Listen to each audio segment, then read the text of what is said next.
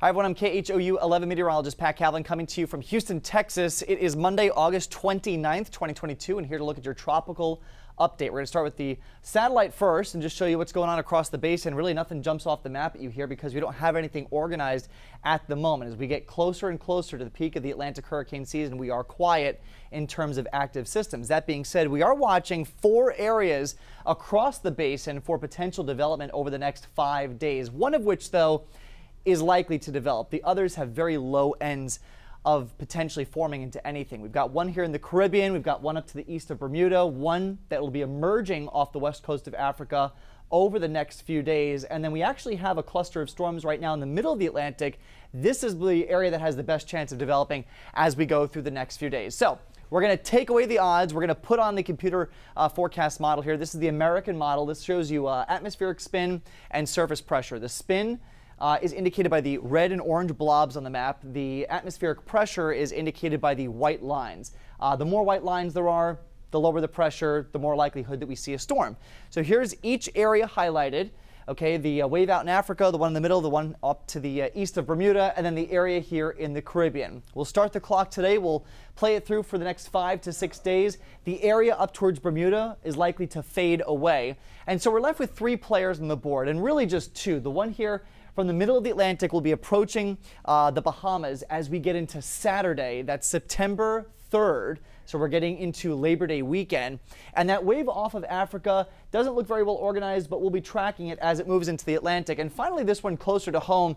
The models have been going back and forth on this, really at odds with each other. The American model showing more of a robust solution over the last few days. The European model showing nothing.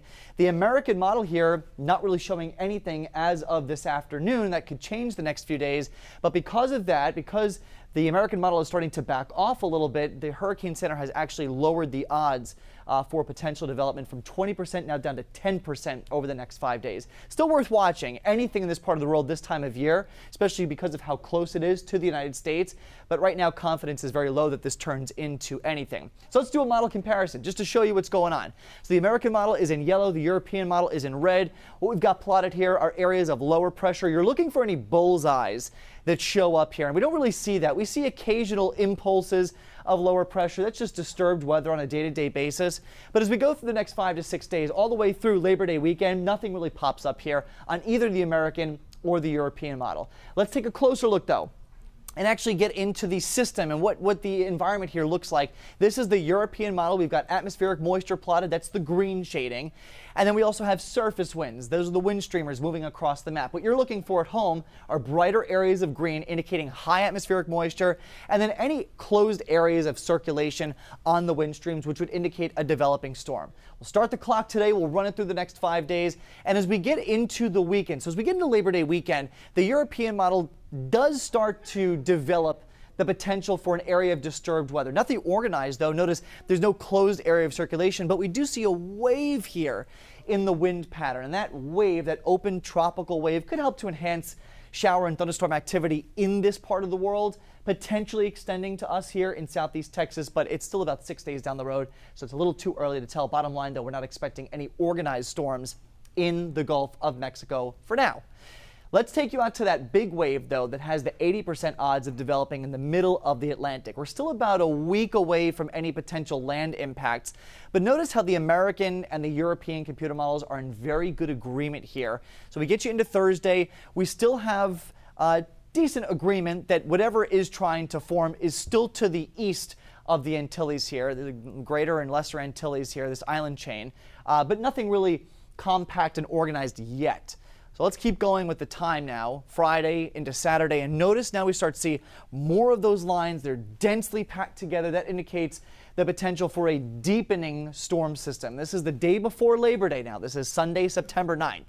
So this is starting to approach the Bahamas and, of course, the Florida East Coast. This is still several hundred miles away from the Florida East Coast, but it is something that folks in Florida, folks in Georgia, the Carolinas, should be paying attention to. But beyond this point, the models do have it recurving out to sea, but a lot can still happen over the next 5 to 7 days that could change that trajectory. So this is the feature that we are going to be watching very carefully here as we go through the upcoming week. So just one more overview. Here's a breakdown. a comparison of what the maps could look like model to model. So we're looking ahead to Sunday, September 4th, day before Labor Day. How is it looking in the tropics? How's it looking in Mexico, down to the Caribbean? It looks pretty quiet. The Caribbean looks pretty quiet. Back towards Mexico, we should be okay. Maybe some disturbed weather there as you go down towards the Yucatan, but overall no organized systems in the Gulf of Mexico, nothing in the Caribbean Sea, but just watching that one area in the Atlantic. That's the American model. European model shows mainly the same thing. Area of disturbed weather here along the western Gulf, but no organized storm systems. The Caribbean is quiet, but we are still going to be keeping an eye on that robust wave moving through the Atlantic and eventually towards the Bahamas. And this really lines up with what we should be seeing this time of year. The recent uptick in activity is not unusual. It's expected. We are in the busiest portion of the hurricane season. Peak of the season now less than 2 weeks away. Comes in on September 10th.